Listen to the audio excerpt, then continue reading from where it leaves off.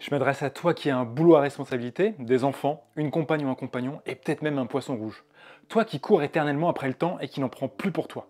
Toi qui te demandes à quel moment tu vas exploser en vol. Tu sais à quel point c'est difficile de jongler entre la vie pro et la vie perso. Dans cette vidéo, on va examiner les 3 erreurs de mindset qu'on a tous fait et que tu dois éviter à tout prix pour trouver un équilibre sain entre ces deux sphères essentielles de ta vie. Reste bien jusqu'à la fin, je te donnerai une astuce concrète. Salut, moi c'est Mathieu, je suis optimisateur de temps et je propose du coaching en optimisation de soi. En gros, j'aide les personnes à vivre une vie kiffante et équilibrée. Ici, on parle dev physique, dev perso, mindset, optimisation du temps, nutrition et récupération. Dans cette vidéo, on parlera plus mindset et on touchera du doigt la productivité. Avant de se lancer avec la première erreur, je veux te dire que concilier vie pro et vie perso, c'est pas un défi impossible à relever. C'est pas une chimère, c'est tout à fait possible. Alors non, c'est pas toujours facile. Oui, ça peut te demander du temps. Mais avec la bonne stratégie et le bon état d'esprit, tu peux trouver un équilibre qui te permettra de mener une vie épanouissante dans tous les domaines. Tu vois la différence? Allez, sans transition, voici la première erreur de mindset. Penser que tu dois tout faire tout seul. Alors celle-là, elle concerne beaucoup les moments passionnés, mais pas que. Ne vous déchaînez pas en commentaire. En tant que personne ambitieuse et passionnée, peut-être un peu perfectionniste sur les bords, et donc très exigeant avec toi-même et les autres, tu as peut-être tendance à vouloir tout faire toi-même, du début à la fin. Peut-être qu'on t'a appris que déléguer est une forme de faiblesse, une perte de temps, un manque de contrôle. Peut-être que comme Michel, une fois, t'as essayé de déléguer quelque chose, et que la seule fois où tu l'as fait, le résultat était ni fait ni à faire.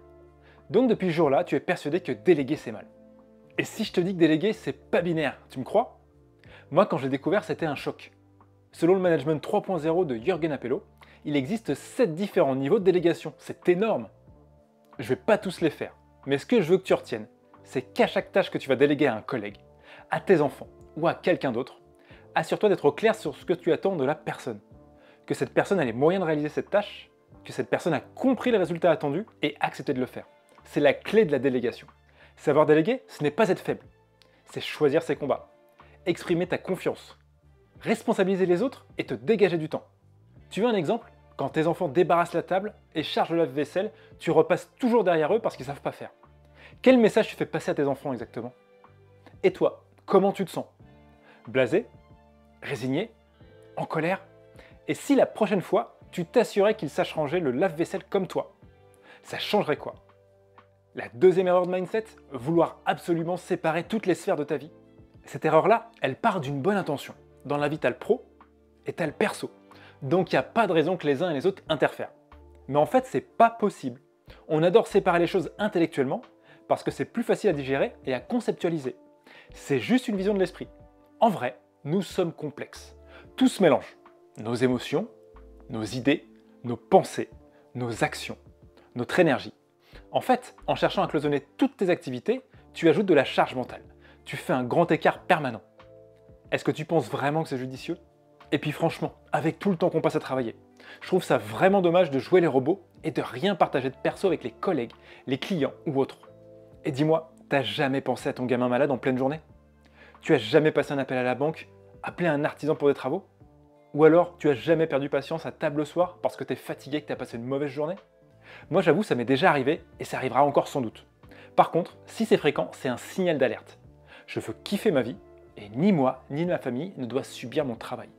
Donc je t'invite sincèrement à arrêter de chercher absolument à séparer les différents aspects de ta vie. Économise-toi cette charge mentale. Ça ne veut pas dire qu'au boulot tu dois être moins focus, que tu dois emmener ton travail à la maison. Mais économise-toi cette dépense d'énergie inutile. En ce qui concerne la troisième erreur de mindset, c'est ne jamais dire non. L'une des erreurs les plus fréquentes que commettent les parents débordés et passionnés est toujours tout accepter. Un nouveau dossier à rédiger? Ok. Une réunion non prévue? Ok. Un match le dimanche matin? Ok. Ça te parle? Il y a plusieurs raisons à ça. On te demande à toi, et donc ça c'est un signe de reconnaissance. En plus tu te dis que s'il te demande, c'est que c'est vraiment à toi de le faire. Mais rappelle-toi l'erreur numéro 1. Ou alors, peut-être que tu te dis que t'as pas le choix. De toute façon il faut que ce soit fait, et ça fait partie de ton job ou de ton rôle. En plus c'est culturel, on aime bien être occupé et faire des choses, c'est rassurant. Et peut-être même que t'as tellement pris l'habitude de te sentir débordé que tu refuses de ne plus l'être. Tu vois le délire? En fait, je vais te dire un truc, tu as toujours le choix. Commence par faire le choix de lever la tête. Ensuite, fais le choix de comprendre l'intérêt de la demande. Un peu plus dur, fais le choix d'accepter ou de refuser de réaliser la tâche. Je t'avais parlé de 3 erreurs de mindset, mais j'en ai une autre qui vient. Alors t'en auras 4. La quatrième erreur, c'est d'accepter la situation. Et celle-là, qu'est-ce que j'ai pu l'entendre? J'ai la tête sous l'eau, j'en peux plus, c'est dur. Ça va se passer, ça va aller. Tu as peut-être même déjà dit toi. Et en vrai, est-ce que par magie ça se calme tout seul? Je te le disais juste avant, tu as le choix. Alors en disant ça, tu fais le choix d'accepter le déséquilibre et l'inconfort dans ta vie. Tu te rends compte de la connerie? Je te l'ai dit juste avant, mais tu as toujours le choix. Un choix, ça ne veut pas dire forcément tout quitter, mais commence par te choisir et décide de faire un pas vers une vie plus fluide. Allez, à toi de jouer.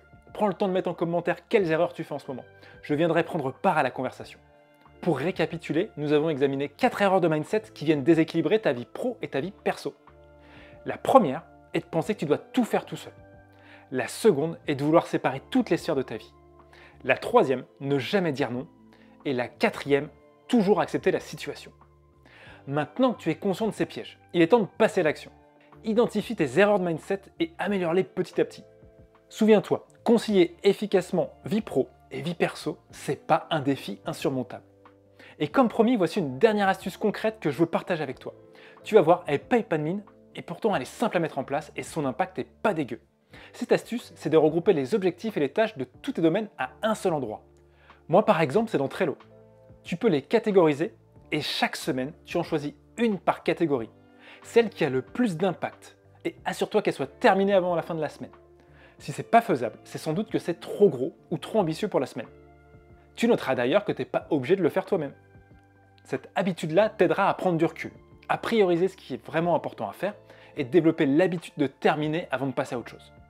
Maintenant, c'est à toi de jouer. Mets en pratique ces conseils et ajuste-les en fonction de ta situation. Observe les changements positifs qui se produisent dans ta vie. Je t'invite à partager en commentaire les erreurs de mindset auxquelles tu es confronté en ce moment, ainsi que tes progrès et tes réussites. C'est le moment de te remercier d'avoir suivi cette vidéo jusqu'à la fin. Si tu veux plus de conseils pour optimiser ta vie, abonne-toi à la chaîne. Je te retrouve bientôt pour une prochaine vidéo. Allez, ciao!